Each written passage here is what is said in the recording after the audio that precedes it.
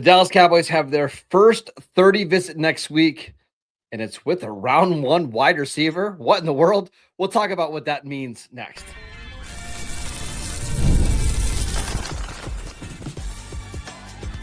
You are Locked On Cowboys, your daily Dallas Cowboys podcast. Part of the Locked On Podcast Network, your team every day. Welcome back to the Locked On Cowboys podcast, part of the Locked On Podcast Network, your team every day. We'd like to thank you for making us the #1 sports podcast network. And today's episode is brought to you by FanDuel. FanDuel is giving you a way to turn that energy into an even bigger potential win with a college basketball parlay profit boost. Head over to FanDuel.com to get started. Welcome back. I am your host, Marcus Mosher. He is Landon McCool. And on today's show, we're going to discuss Rashan Gary's revised contract. That's a big deal.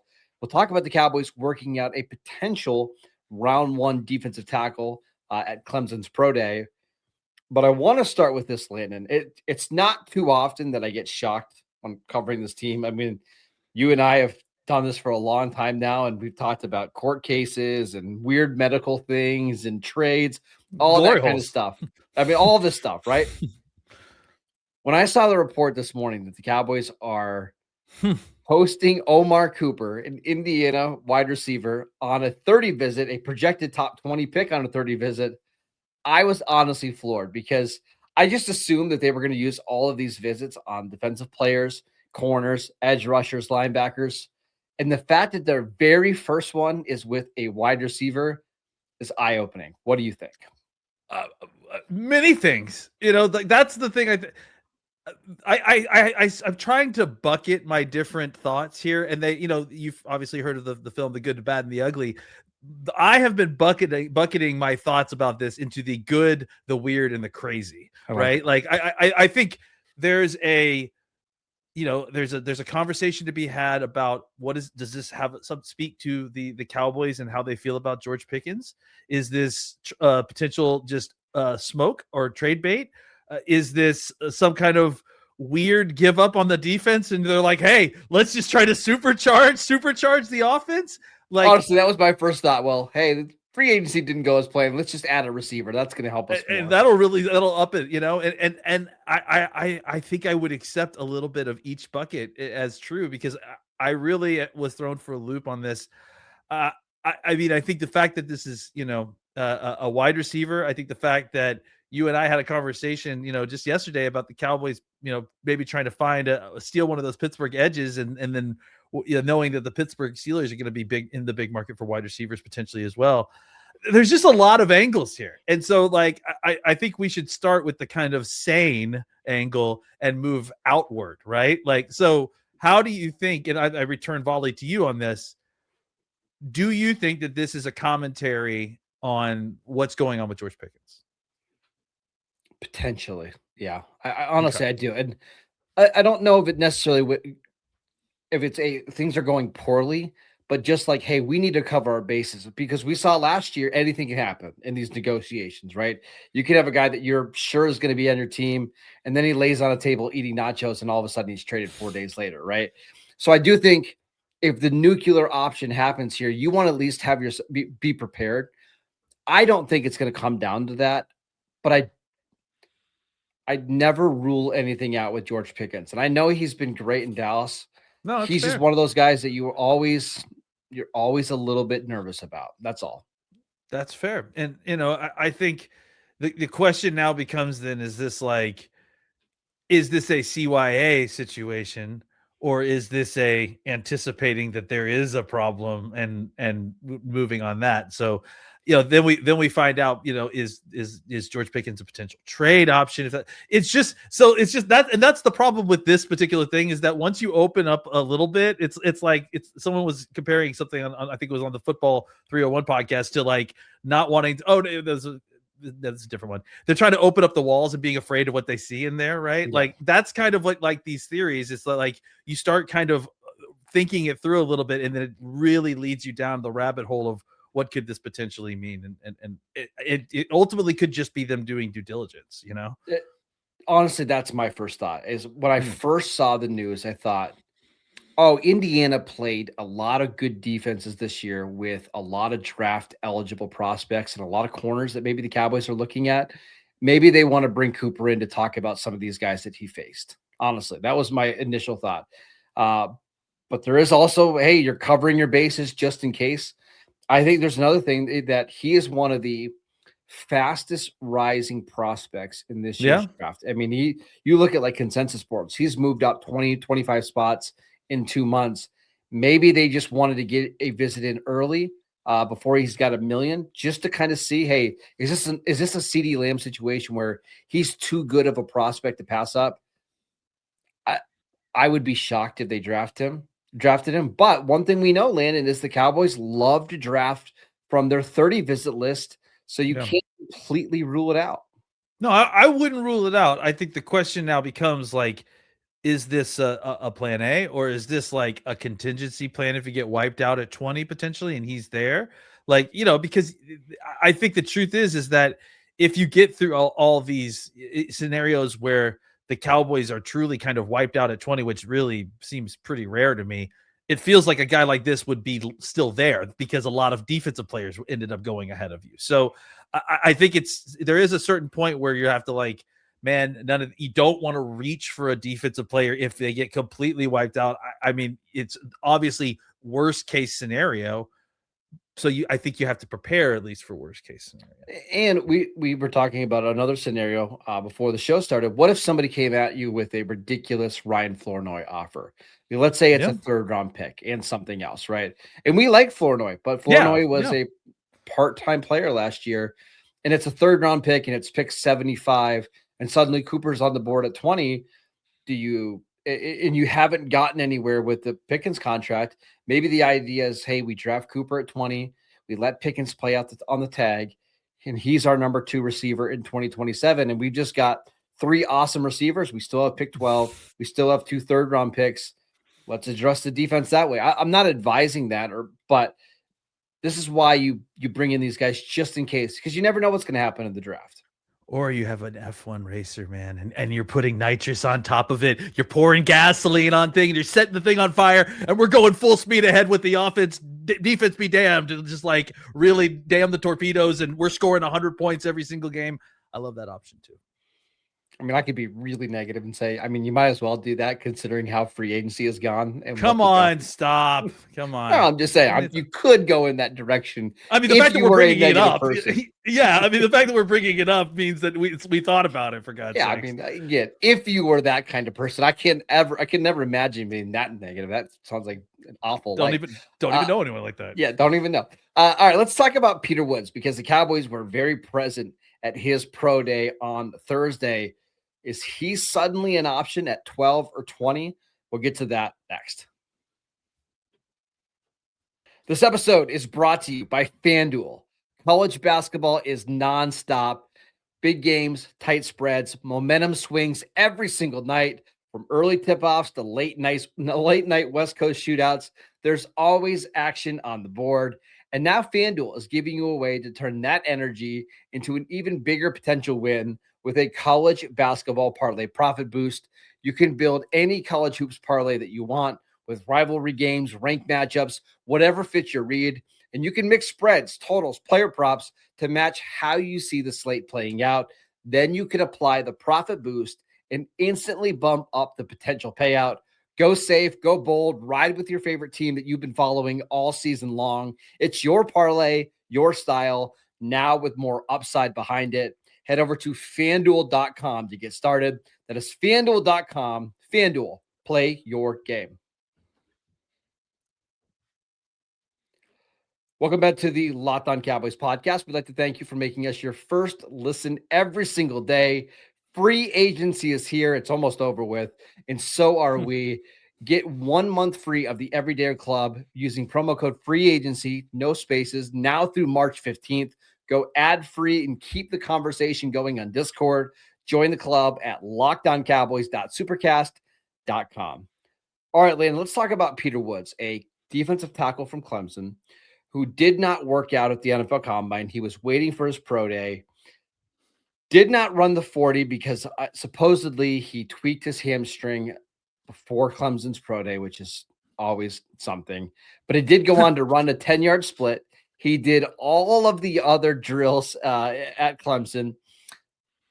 And the most notable part here is that Marcus Dixon, the Cowboys defensive line coach, ran all the drills. Do you think he is suddenly a potential option at 12 or 20 now that Osa Odigizua and Solomon Thomas are gone? Yeah, I mean, I think to the point where they at least need to kick tires here, right? I think I watched a little bit of what got out of his bag drill. His bag drill was definitely much better than the testing numbers looked like. He moves extremely well. He looks good on the hoof.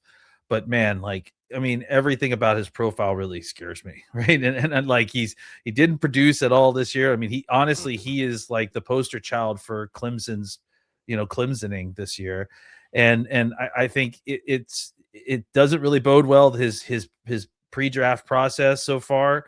I think I understand that 40 yards dashes don't really aren't really indicative so much of how a defensive tackle is going to play, but the fact that he came out and ran a 10, 2 10s, if I'm not mistaken, right?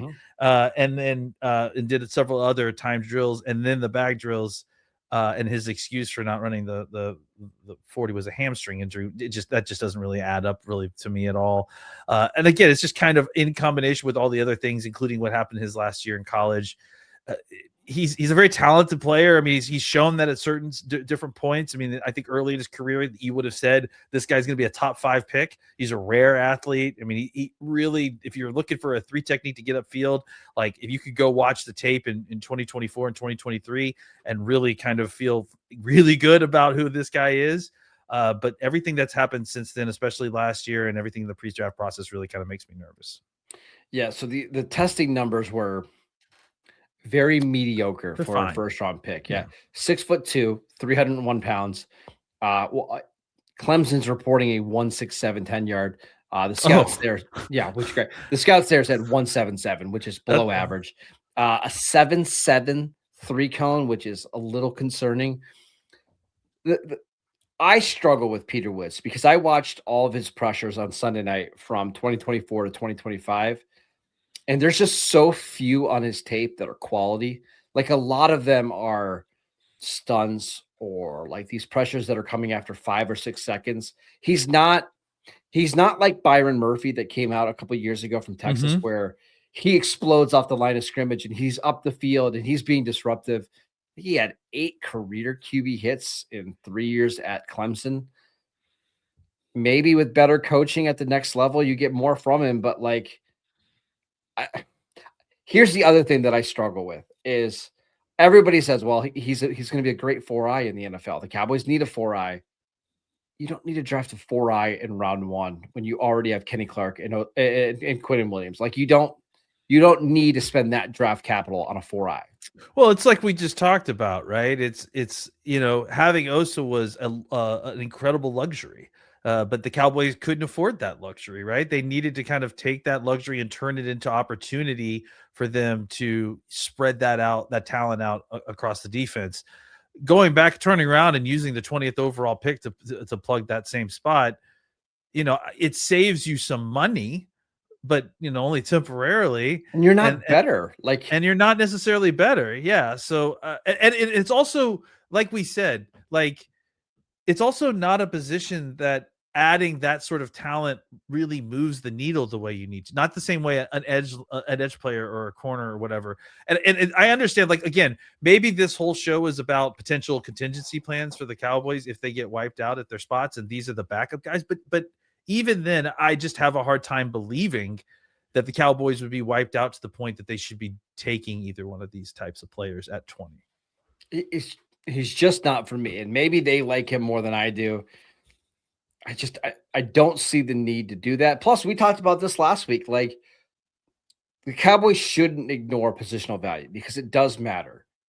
But they should prioritize guys that can help right away. And I'm just not sure how much Peter Woods is going to help if his job is being a 4-eye at 21 years old, a position that usually takes some time to develop when he's been dealing with some injuries. And I don't think he's a top 20 player anyways. Again, maybe they upgrade from Osa Odigizua to Peter Woods, maybe, That's not suddenly making this defense average. Like it's just not. Well, the other thing too is that like we talked about, I mean, 4-eye is this is going to be a multiple front defense, and we talk about the 4-eye a lot because one of the main formations that they're going to be using, they use the 4-eye, but these defensive tackles are going to need to play kind of a variety of spots, right?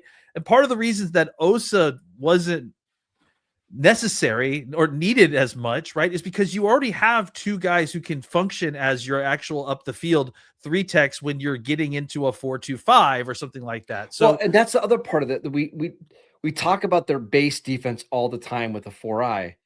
But teams just live nickel. in nickel all the time, nickel. right? So you're not going to have a 4-eye, right? Yeah. So, well, I think there's ways to kind of use 5-man fronts and then one linebacker, or which they may want to be interested in doing. But I think you're not wrong in the sense that you're not required to have that spot if you don't have an extraordinary talent. So you shouldn't feel the need to go out and have to draft that guy unless you feel that he's an exceptional player. And that is the issue for me, is that if you're taking Peter Woods, I feel like you're taking him because you feel like you need a defensive tackle, not because you feel like Peter Woods is worthy of the 20th overall pick. I don't think they need to draft a defensive tackle high. They need defensive tackle depth. You don't need to spend a first-round pick on a defensive tackle. But if you are going to draft a defensive tackle, I would prefer it to be an actual nose tackle that's really good at stopping the run, like Cade McDonald. Yes. And I think there's this misconception out there a little bit that the reason why the Cowboys traded Osa Odighizuwa and kept Kenny Clark is because Clark is so much better as a run defender. I don't think that's necessarily true. I don't think Clark's been a particularly good run defender for a while now. I think they traded Osa because they feel like Clark can play maybe more positions. And frankly, he just had more value when it came to trading. I think that Clark's going to play much better against the run in this defense. I don't know if that was necessarily the case for Osa. I think Osa was Osa played a lot of 4-eye last year. So I don't know that his ability to play the run was necessarily going to improve in this defense. I feel like they at least thought there could be some more ceiling there for a guy like Kenny Clark.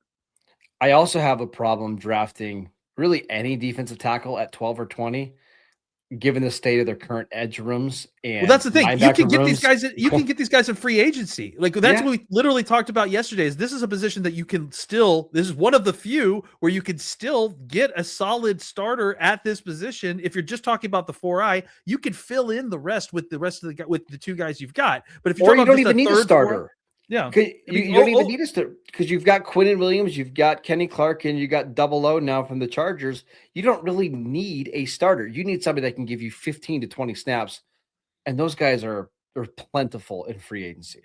Yeah, so if there's a guy that they like, they should get him. Like again, McDonald is a guy who I think is exceptional because he's a nose tackle plugger, but he also pushes the pocket in the pass game, and just go turn on the tape. But like, and he makes a million tackles. That's the other. Yeah, exactly. Yes. As a nose tackle, right? Which is not a thing. So, but that's not necessarily the case for me and Woods, and maybe that's what we're finding out with Dallas, how they feel. But to me, it doesn't make a ton of sense. Don't reach for a guy like Peter Woods, especially at a position like defensive tackle that you don't need to reach. All right, let's talk about Rashan Gary's contract, because the Cowboys did rework that deal now that the trade has been finalized. We'll give you our thoughts on the contract next. This episode is brought to you by Indeed. Workplace chaos, deadline stacking up, inbox overflowing, and the one position that you have to fill is still sitting open. When the pressure's on and you need the right hire, this is a job for Indeed sponsored jobs. Indeed sponsored jobs help you reach the people who actually fit what you're looking for: skills, experience, location. So you're not just hoping that the right candidate stumbles across your post. So if you're hiring, spend less time searching and more time interviewing candidates who check all of your boxes with Indeed sponsored jobs. And listeners of this show will get a $75 sponsored job credit to help get your job the premium status that it deserves at Indeed.com/podcast. Just go to Indeed.com/podcast right now and support our show by saying you heard about Indeed on this podcast. Indeed.com/podcast. Terms and conditions apply. Need to hire? This is a job for Indeed sponsored jobs. Welcome back to the Locked On Cowboys podcast. We'd like to thank you for making us your first listen every single day. All right, Landon, let's talk about the Cowboys reworking this Rashan Gary contract. We knew they were going to do something with it. They weren't going to let him play was it a $19 million cap hit with no guaranteed money. The new deal, according to Todd Archer, 2 years, $32 million, $16 million guaranteed. The first year is fully guaranteed. He got a $13.2 million signing bonus. The cap number this year drops from 19.5 million, which we knew he wasn't going to play on, down to 5.4 million in 2026. And they've added 4 void years on the end of this contract to kind of smooth it out a little bit. What are your thoughts on the new deal? It's great. I mean, this is what we were hoping they would do, and it makes the trade make a lot of sense, because if they kept it as it was like financially prohibitive, and now they've got incredible flex. I mean, those wage years give them incredible flexibility to deal with this money at this point. So they got a guy that is a starter at edge to come in, and right now he's going to play for $5.4 million, and now you've got some more room to kind of operate. So it's not the solve at edge, but I think it appropriately puts the price at what I mean. I think it's a bargain now, the price, and I think the trade value now more makes sense because of what you were able to do with his contract, and you've got a pretty cheap guy who I think is maybe better than average edge on a very cheap deal. So you still have work to do, but this allows you to kind of continue doing work at the edge, I think. And this is why the Cowboys traded for Rashan Gary rather than waiting for the Packers to cut him. Now, again, the Packers were going to cut him if they didn't trade for him, right? Maybe there were another team that was offering a deal, but Green Bay was dead set on moving on from him. Well, they're taking. Let's point out that they're taking $16 million in dead cap as well. Like, so that's part of it. Is like for them, it was way more expensive than what the Cowboys would be paying, obviously. Cowboys are also taking $16 million in dead cap with Osa. It seems like that's the new trend across the league. But the reason why they did this is, first of all, you avoid a bidding war. And I don't know if he would have made 16 million or more in free agency. However, Kwity Paye made 16 million in free agency. Odafe Owe, who we liked, I think slightly better than Rashan Gary, made $25 million in the open market. So maybe he would have. Maybe you like Gary better. I like. I think because he's younger, so he probably makes more money. But yes, but you could structure the deal however you wanted to. You weren't reliant on other teams, and now you get a very favorable number. I believe right now things will change a little bit. He's scheduled to make the 29th most money among edge rushers in the NFL, and he might not be the 29th best edge rusher in the league, but it's probably not far off. Yeah, I don't think that's too far off at all. I think he has spurts. I think he's struggled down the stretch, but I mean, you hope that you get him in the system. He reverts back to kind of what you saw early in the year. And again, I think if there's opportunity, he can certainly take advantage of it. And he is a very, very good run defender. Like that much is kind of not in dispute. And I think that the getting a guy who is a decent pass rusher. And again, I'm not trying to oversell his pass rush ability, but he's a decent pass rusher and a very good run defender. Like, it's hard to get a package like that. And I think the fact that I want to just point this out again for all our listeners, like, you don't trade for a player, you trade for a contract. And that's what the Cowboys did, is they traded for this contract so that they could have the flexibility to get this level of player at the price point that they want, so they could still potentially go out and get more players.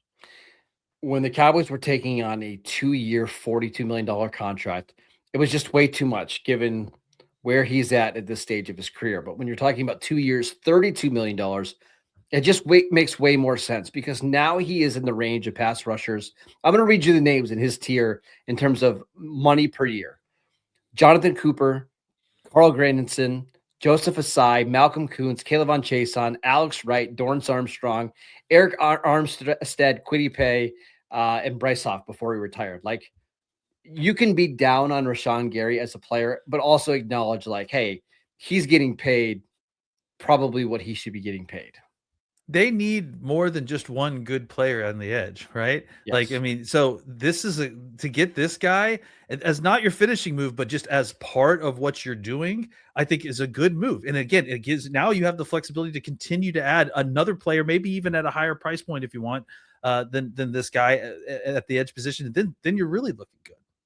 I think that's my only concern. And we said it when it happened. Like, this cannot be your only move on the edge. And so far, the only other moves they've made are they've signed Tyrus Wheat to a veteran minimum contract, and they've signed Sam Williams to a 1 year, $2.5 million deal.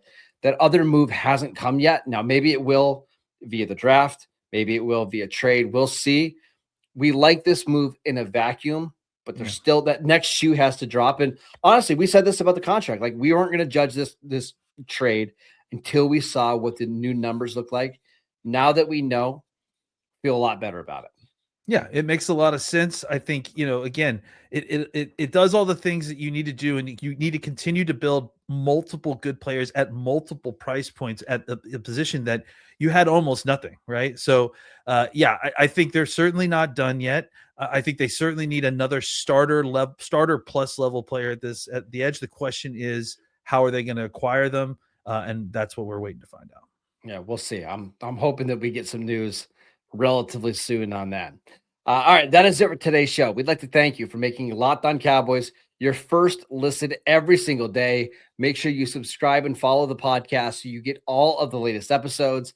And if you never miss an episode, the Everydayer Club is built for you. Get Locked On Cowboys ad-free, plus members-only Discord access, and so much more. Head over to lockedoncowboys.supercast.com to join the club. And for those of you on video, we can send you the first ever 24/7 national NBA YouTube channel. And on audio, make your second listen the Locked On NFL Draft Podcast. Follow Landon on Twitter at McCoolBCB. I'm at Marcus _Mosher. Enjoy your weekend, and we'll see you right back here on Monday.